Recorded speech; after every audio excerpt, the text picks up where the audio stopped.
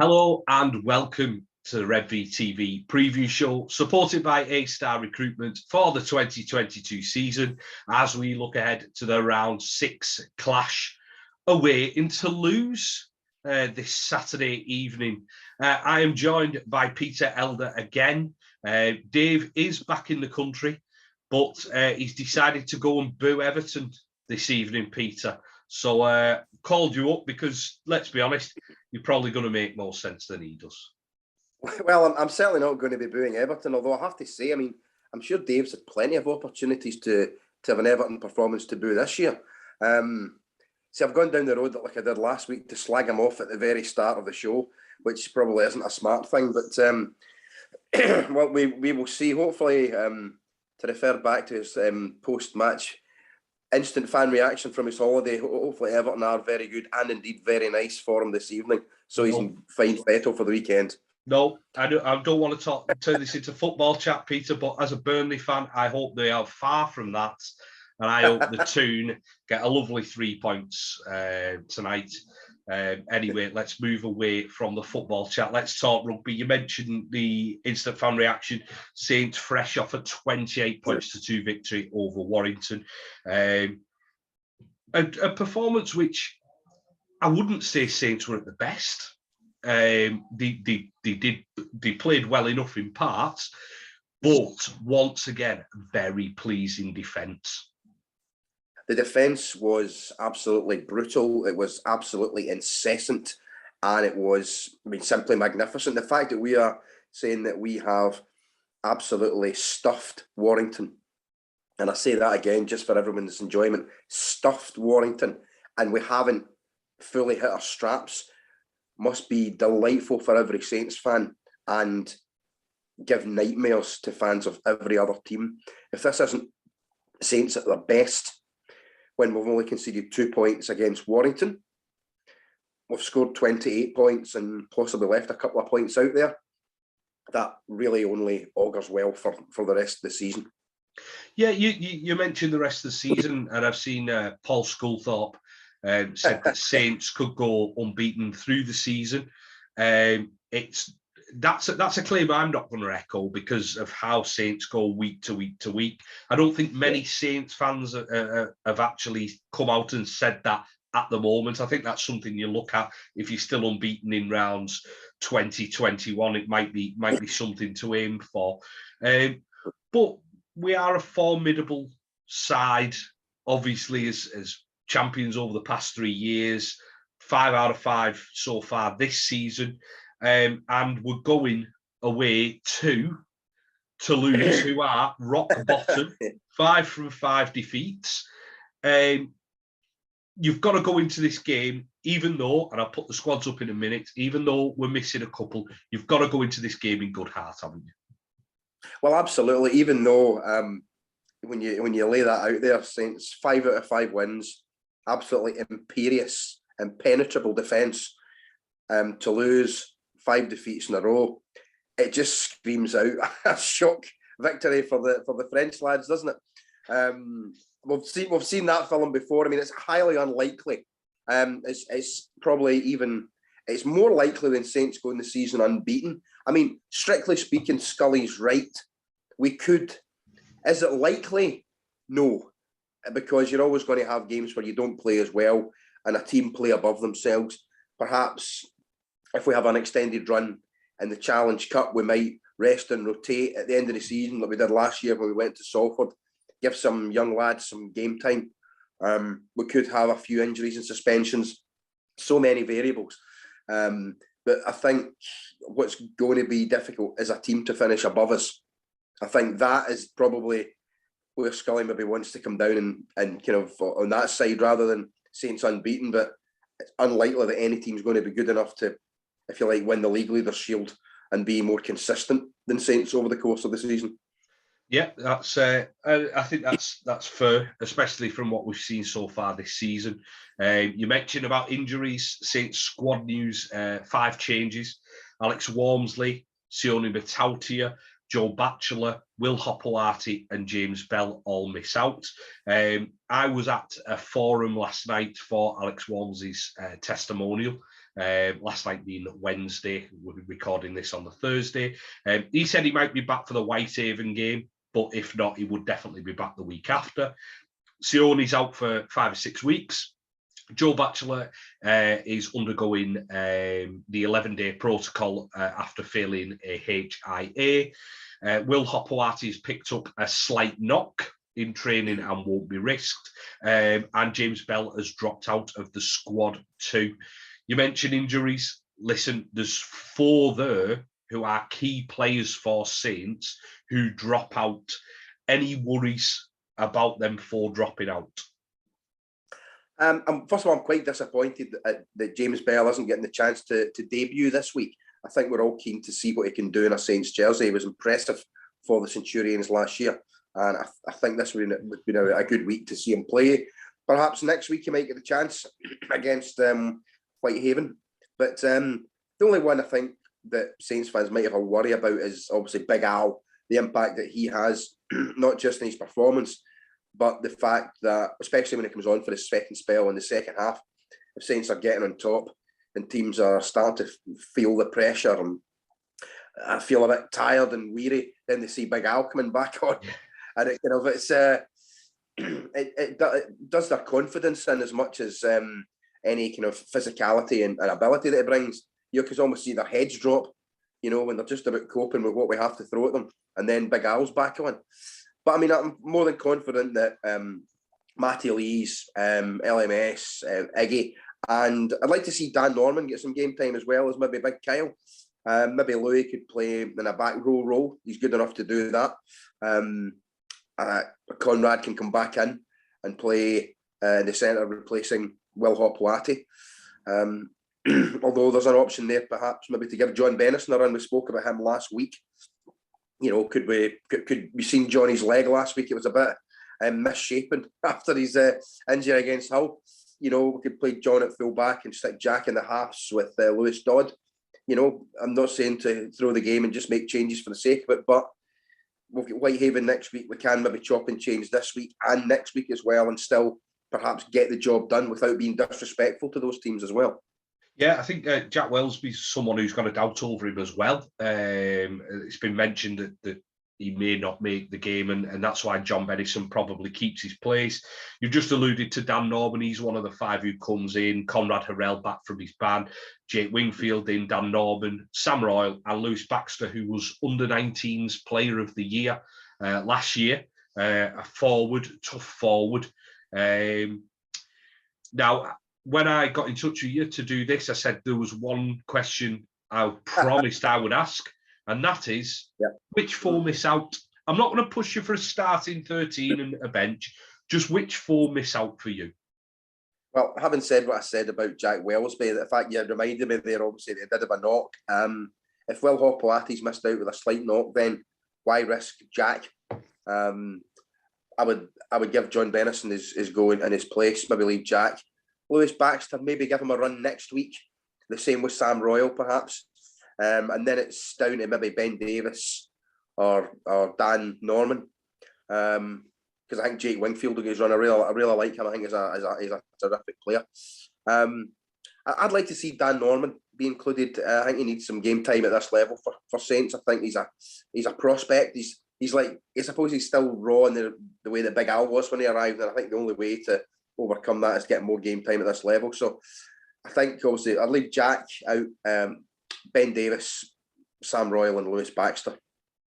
Yeah, I think maybe give them a week.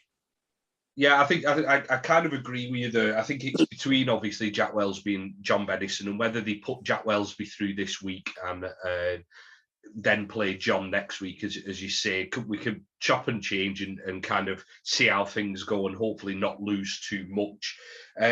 One player I do want to speak about, he's been spoke about for the past 19 seasons, James Roby, plays against Warrington, has to do 80 minutes as we keep losing subs.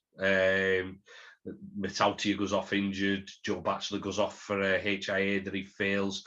Alex Walmsley ends up going off. Jack Wellesby ends up going off. So he has to do 80 minutes. He ends up going into 13. He's taking runs in at 13 when he really should be stood at the back thinking of self-preservation. Is there an argument that this week you start Joey Lussick and keep James Roby on the bench, even if it's just to make sure that he isn't playing the full 80, even if it means he plays an hour, 50 minutes an hour? Is there an argument that you start Joey Lussick and give Joey that start to kind of show what he can do from minute one? Absolutely. I think the next 2 weeks I'd be keen to do that, because I think Rob's is a machine. We've had this conversation so many times. Yeah. There's nothing left that people can say about James Roby that hasn't been said already. It's phenomenal. But I think, this week, possibly off the bench, and maybe even next week, give him the week off, potentially. Yeah. But not just for him, but I think, as you say, I've been impressed with Joey Lussick. He does a lot of things that Roby does, but he does slightly different things as well, and I think it gives teams a different problem. We all know what Robes does. He's untouchable as the best hooker in the competition, as far as I'm concerned, and has been for many years. But I think Joey Lussick has the potential to be the next big thing for us in the 9 jersey. And I think I'd love to see him get some game time from the start, because it's a different problem. It's a different way to play the game, come out from the start, level scoreline, starting from scratch, if you like. See how he manages the game then, rather than when teams are tired and he's got a bit of time and space because of that. But certainly what I've seen, I've been very, very impressed. I'd absolutely love to see him start the game this week. Yeah, that's it. In instant fan reaction last week, I said I was going to come back and speak about James Roby, and it completely slipped my mind. And that's pretty much what I was going to ask Cal, who was on instant fan reaction with me. I was going to ask him if that's what he would do this week. So it's good to get an answer, a different point of view than just my own on that one. Moving on to Toulouse. Listen, they're doing it tough at the moment. They've got 3 ex-Saints in there, in Andrew Dixon, Dominique Peru, the cult hero of Saints, and Joseph Paolo. They've got a little bit of Super League experience in there as well. Harrison Hansen, Romain Navarrete, Elwar Pelissier, Ollie Ashel, Bot, Tony Gigo, great player, Mitch Garbutt. They've got some good players, and it seems to be starting to kind of gel for them. But how big of a miss is Jonathan Ford, and is it Mark Carella? I never know how to pronounce his name. Mark Carella. How big of a miss are those two for Toulouse? Well, I think the position that they're in, and not just in the league, but coming into a new competition, a new level, any player that's missing is going to be really difficult for them to deal with. But I look at that squad, and as you say, there's a lot of great experience there. Perhaps some of it, in terms of the experience, it's at the wrong side of the hill, if you know the point I'm making. Yeah. But I mean, and I don't wish to do them down, but they're kind of not at the peak of their career. But you look at guys like Ollie Ashel Bot. I mean, the boy's got absolute. He's got so much pace. He's got wheels, hasn't he? Doesn't have. I mean, he's certainly has. And Matty Russell, who's always been a very decent player. Tony Gigo is one of these guys. I remember we spoke at half time in that fateful semi-final against Catalan 4 years ago. He was one of the guys running the show that day off the back of the forwards.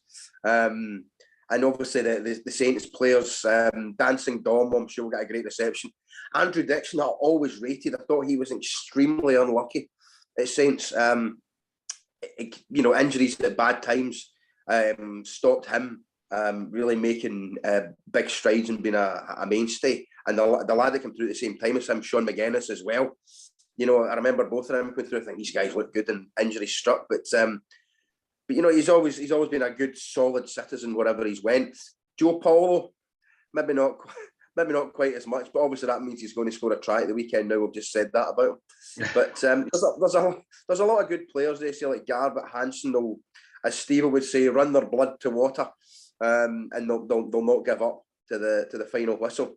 But I still feel that we will have more than enough to deal with their threats and beat them. Whether last week's game against Wigan for them has given them confidence that, look, we can go head to head with these guys, or whether the the nature of the defeat is giving them an absolute, kick in the guts that they'll struggle to deal with right away, and then have to come up against, whether up against Saints is a good thing because they've got to get back up to that level again. Time will tell, but I don't think it will be easy. They will undoubtedly raise their game, but I think Saints would have more than enough to deal with what Toulouse can bring to it. Yeah, you've just spoken about that Wigan game. Toulouse's last three, they got beaten at home 32-18 by Warrington. There's that game where they had their hearts broken after being in front and probably should have won that game against Wigan. And then they were at Wakefield last week and lost 18 points to 6. But again, an improved performance from them. We're missing a couple. They're still missing a couple. Yeah, it's on their patch. They're gonna, as you say, they're gonna keep us honest. They're gonna keep us thinking with the likes of Gigo.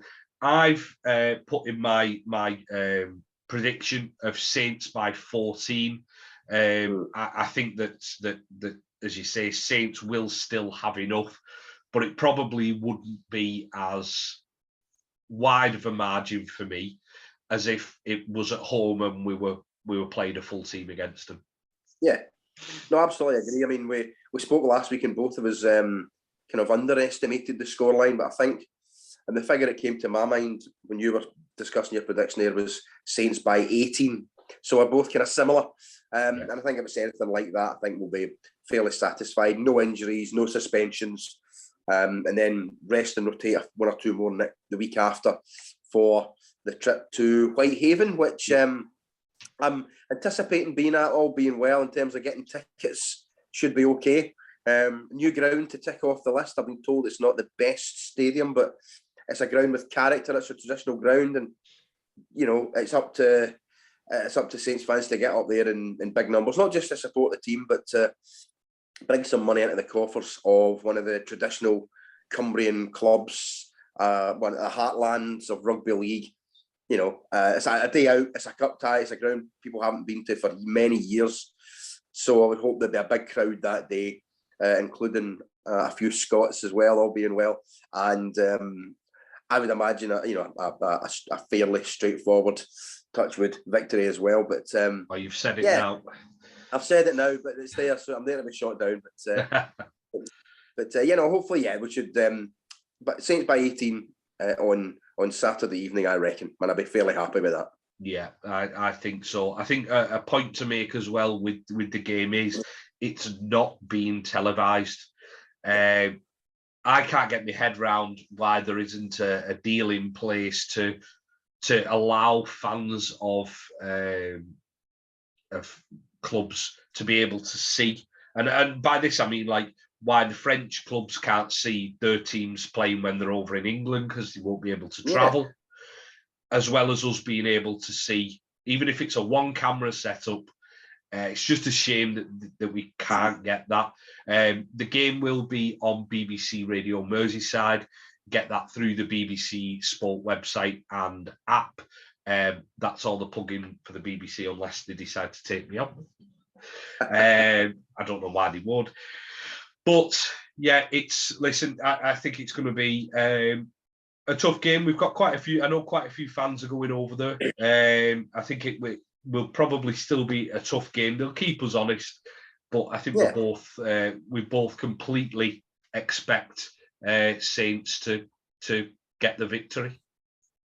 Yeah, I mean, it would be a major, major surprise. I think the only thing that would beat Saints would be Saints themselves. But one thing we have very rarely seen since Justin Holbrook came in was a Saints team with the wrong attitude in any game. And it's certainly intensified under Christian Wolf as well.